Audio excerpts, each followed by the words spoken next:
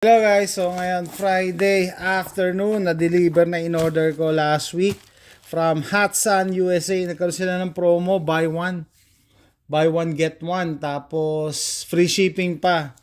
Ang problema, pag in-enter mo yung code nila, free strike, hindi mo makikita yung free mo. Kaya nagdalawa isip ako, sabi ko ano ba, ika-cancel ko or i-re-order ko kasi order ako initially ng 6. Sabi ko 6 pwede na yan. 200 pellets each, 6.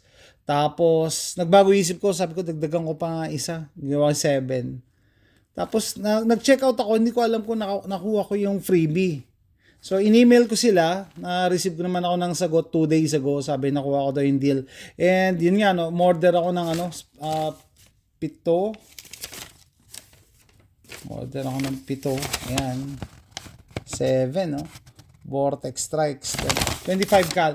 So, yan, no? Meron akong 1, 2, 3, 4, 5, 6, 7, 8, 9, 10. 11, 12, 13, 14. Wow! Napakamura nito. 14. Tapos, binayaran ko lang dito, $70. $70. Kung alam nyo, yung 25 caliber, mahal. Actually, lahat naman ngayon, mahal eh. Lately, puro air gunning ang ginagawa ko. Puro air guns ginagamit ko, no? Kasi mas mura nga naman, di ba? Hindi ko na kailangan magbayad ng range fee. Hindi ko na kailangan gumastos ng gasolina papunta sa range. Tapos, yung bala, mahal. No? Mahal na yung bala ngayon. Kaya, ito muna yung ginagamit ko pang, ng trigger time. Pangkalabit, pangtanggal ng trigger itch. So, yung 25 caliber, hindi to popular sa Pilipinas. Pero, mas maganda kasi siya, mas mabigat, mas stable. Mas flat ang lipad. Okay? And then, syempre, if pwedeng gamitin sa hunting, syempre, mas effective siya. Kasi yung transfer of energy, yun nga, 24.70 grains, medyo magaan to para sa 25. Kasi yung ginagamit ko pala dyan, 30 grains. 30 grains yung ginagamit ko. Pero okay na, sa presyo, okay na sa akin. Kasi yung 22 caliber, yung Crossman na Premier Hollow Point, 15 grains lang. 15 grains lang yun, Pwede na yun pang hunting. Di lalo na to, 24.70. Okay na. So, tatlo yung 25 caliber ko dyan. Yung isang Hatsan Jet 1. Yung Hatsan Jet 1, yung PCP ko na carbine. Tapos meron akong brake barrel na Hatsan AirTac. Tapos meron akong PCP na rifle na Umarex Gauntlet. I don't know, Gen 1 ba yun o Gen 2? Gen 1 siguro, nakalimutan ko. Hindi ko na rin nagagamit. So, probably kailangan natin uli gamitin. So, ayan. Meron na tayong pwedeng, I can feed my air guns na 25 cal. Sa tingin nyo, sa tanong nyo siguro, bakit 25 binili mo, ba't hindi 22, no? Although, common ng 22. Kasi, common ng 22 and from time to time, pwede ka bumili ng 22 caliber dito sa Walmart. Pero ang 25 cal, bihira makahanap ng 25 caliber. Usually sa online lang, sa Amazon lang makakabili or sa eBay. And usually mahal pa. Ang average price nito sa online, no? Pag 25 caliber, na ngayon? 20 na. Ang isang box, ang isang tin ng 20. Ang twin ng 200 pala. Ibig sabihin, 200 pellets, 20 ang presyo. So ang kuha ko dito, 780 something, o sabi mo na $8. Tapos buy one take one pa, napakamura. Sana pala bumili pa ako mas madami, maski ibang caliber, pero yan, hindi ako bumibili ng normal price, pag sale lang ako bumibili. And yan, nag-stockpile na ako pagka sale, para syempre ma-take advantage yung sale. Plus dun sa code na in-enter ko dito, may free shipping pa, Talagang wala ka nang hahanapin pa. Buy one, take one na free shipping pa. Tapos binuksan ko kanina yung isa nito. Yan.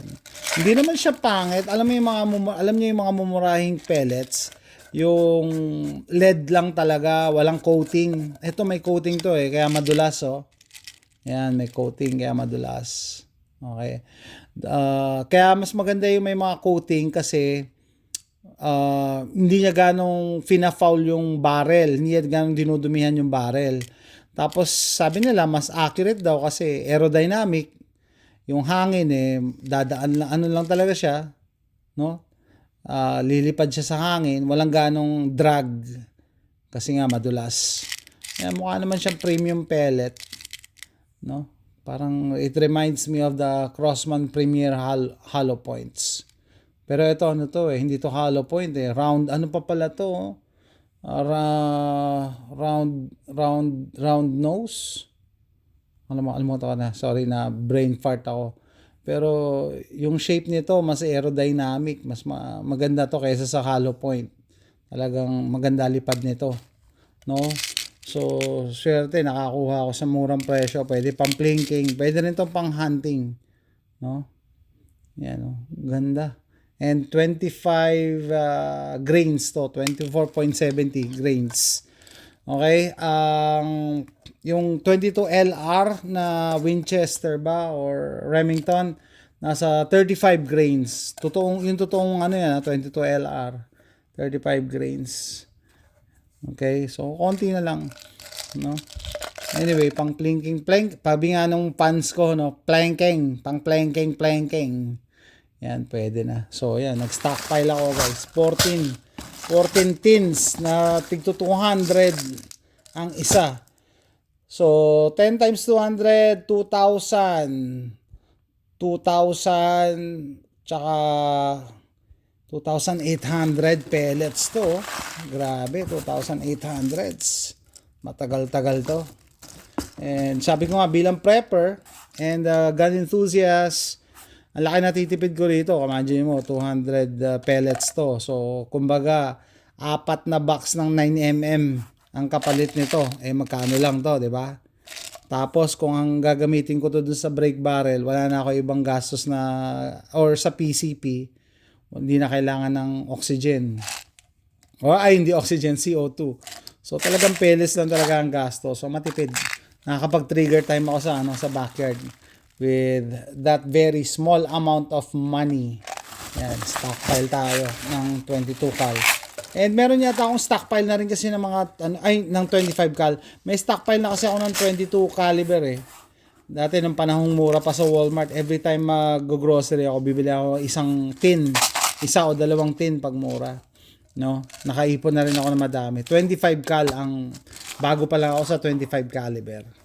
Yan, alam ko hindi to popular sa Pilipinas, no? Usually hanggang 22 caliber lang, hindi pa sumisikat ang 25 cal. Mas maganda ang 25 kasi mas flat ang trajectory and mas malaki yung transfer of energy pag ginamit mo sa hunting. Okay? So, ayan guys. So, ano ko lang sa inyo, update ko lang kayo sa aking pag-i-air gun. Okay? 14 tins of 200 each. Yan. That's it guys. Thanks for watching.